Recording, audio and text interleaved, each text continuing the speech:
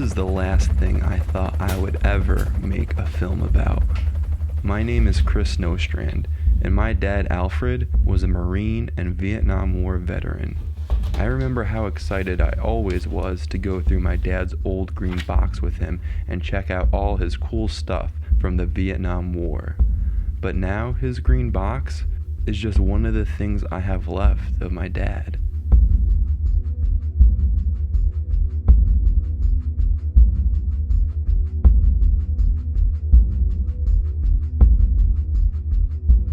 Whenever he would talk about Vietnam, he would always just whip out this green metal box out of the closet. That green box kind of represented his life before we knew him, and I think he always showing us that to show us who he was and who he is now and how he grew through all that to where he was.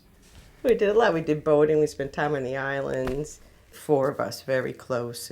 We worked here, so we were together all the time. We were married 22 years. It's a long time. Whenever I was asked in elementary school who your hero was, I'll write my dad on that line. I always felt my dad is really my number one hero. I've lived through the tragedy of my dad's death, but never tried to put the pieces of the puzzle together myself about its possible cause: exposure to Agent Orange. I'm starting my journey for answers where a fellow filmmaker left off. Jackie Oakes made the first film about Agent Orange in 1984, almost 30 years ago. It's got a longer lifespan than uranium does. Once the body has been exposed to it, it lives there. So there's no telling really where it's going to wreak havoc. Dioxin was a contaminant of Agent Orange. In the process of manufacturing the Agent Orange chemicals to defoliate jungles for Vietnam, they accelerated the process, and by accelerating the process, they overproduced the amount of the contaminant that was in it. So the stuff that was sprayed in Vietnam was particularly toxic. You cannot come to any other conclusion by watching this film other than Agent Orange and the contaminant dioxin are extremely bad for you, and that these veterans and their families are suffering the consequences of having been exposed to it. The film not only documented the surge of awareness, it also documented the build-up to this class action lawsuit. The lawsuit was between the veterans and the chemical companies. The government's position was that they had no responsibility, and at the time that the film was released, it was a few months before the opening of the class action lawsuit. If you have a poison like dioxin, a brutal, catastrophic, evil poison, I'm telling you, dioxin was a terrible, terrible, terrible contaminant. Vietnam veterans were poisoned by Agent Orange, and they clearly showed the after effects of it. My involvement with Agent Orange covered a 5-year period from 1979 to its settlement in May of 1984. Veterans would show up with debilitating conditions and say, "What are you going to do for me?" And I'll tell you the truth, we didn't do enough, okay? When the $180 million was proposed, there was a vote. I remember that morning hours when we were talking about it. I spoke to them in what I thought was a very impassioned way. I said, please, please let us try this case. The vote was 7-1 to take the settlement. I voted against the settlement. And I said, Your Honor, I hope my colleagues wake up, but I'm leaving. And in the hopes that we won't settle a case, I'm going home and getting a few hours sleep for tomorrow morning. I want to select a jury. I got a call about 5 o'clock that morning from one of my colleagues waking me up and said the case is settled. I regret to this day that there was such a settlement. Do you think you had enough evidence with your neurotoxicity research to win over a jury? Yes,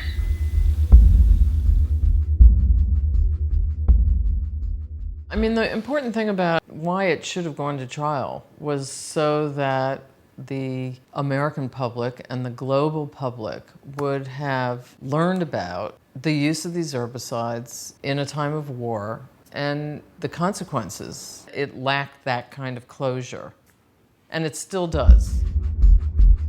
In 1984, this class action was the largest recorded settlement of all time, and I was finding out Agent Orange affected a lot more people than I initially thought, even at my own school. When my father passed away, I was only 18 months old. I was born after he came back from Vietnam. He was fine before Vietnam, and then after Vietnam, things just radically changed. 3 years after he came back from Vietnam, he had passed away. I have no memories of my father in any way, shape, or form, unfortunately. But he was in the Air Force, he was a captain. He basically did low-level reconnaissance, flying behind the Agent Orange planes. He was developing a new type of film for low-level reconnaissance that was directly related to the effects of the defoliation from Agent Orange.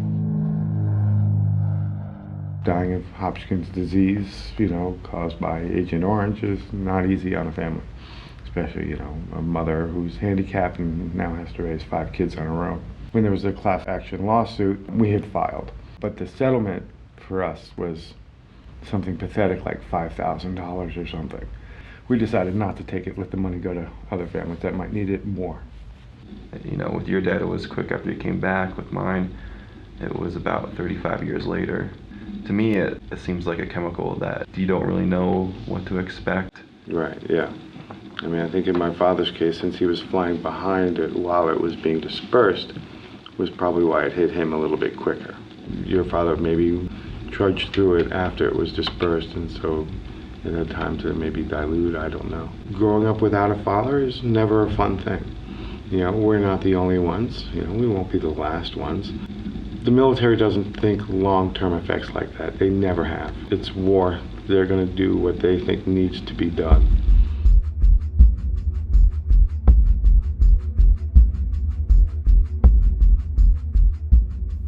My dad served in Vietnam as an engineer in the Marines during the years Agent Orange was sprayed the most, 1969 through 1970. He was stationed in Dong Ha, a city located near the border of North and South Vietnam. It's one of the highest concentrated areas where Agent Orange was dispersed. Even my dad's photographs he took in Vietnam look more like he was stationed in a desert of dirt than an overgrown jungle, thanks to this chemical. And while taking a second look through my dad's pictures, I found this one, barrels of Agent Orange stored at his base. But something was still different in my dad's case. He wasn't part of the class action lawsuit, and his illness, which was liver cancer, wasn't even on the list of associated diseases related to Agent Orange.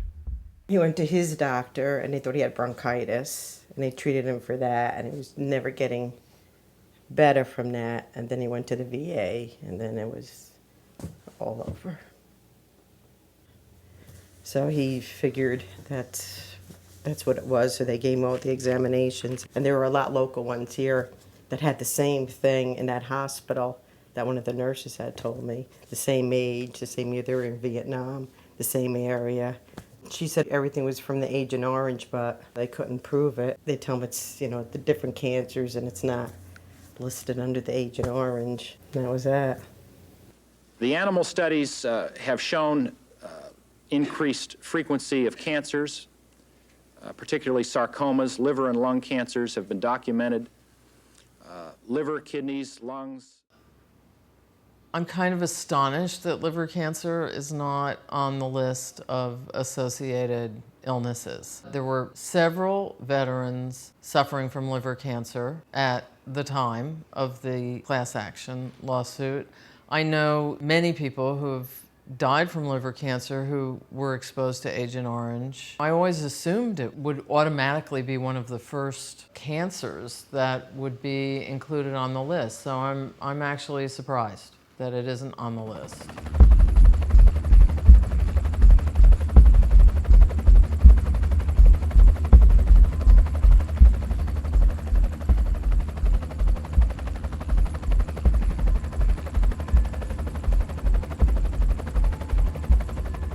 you didn't report anything after maybe your first year coming out, or that whole time zone that you weren't sick, there's nothing in there.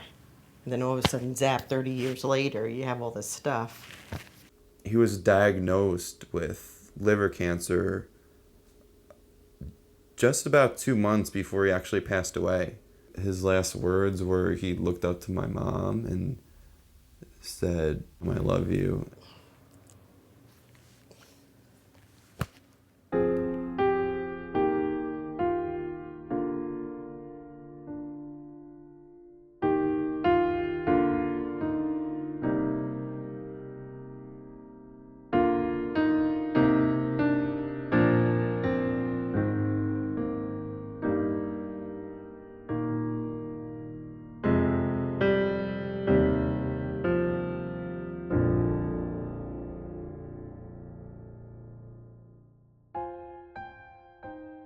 It turns out liver cancer is linked to Agent Orange.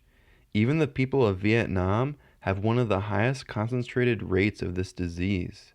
But still, liver cancer remains off the official Agent Orange associated diseases list. And I've narrowed the reason why to a few main points.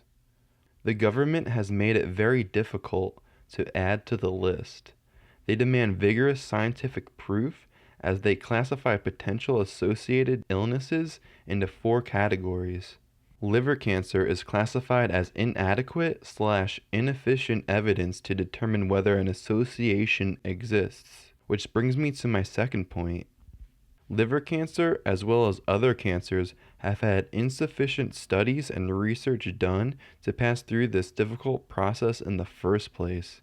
I think one of our problems as people is that we think we've learned everything there is to know, especially like untested chemicals. How are you going to say you have this list and then there's just like nothing more if you even haven't put that much effort into the research in the first place? On top of Agent Orange being sprayed, there was Agent Purple, Pink, White, Blue, and unknown agents sprayed as well. And when chemicals mix, their potency magnifies. The scariest part is, there's a potential for dioxin to be genetically passed down through DNA to the children, grandchildren, and future generations of exposed Vietnam vets, causing birth defects and mutations along the way. This all culminates in Vietnam veterans and their families whom are in these circumstances as being entitled to nothing.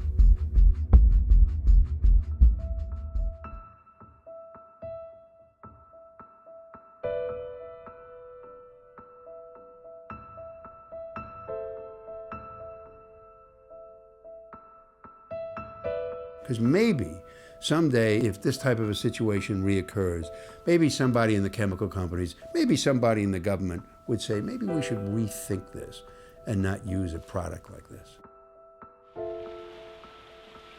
All the people that died of Agent Orange are not allowed on the Vietnam Memorial.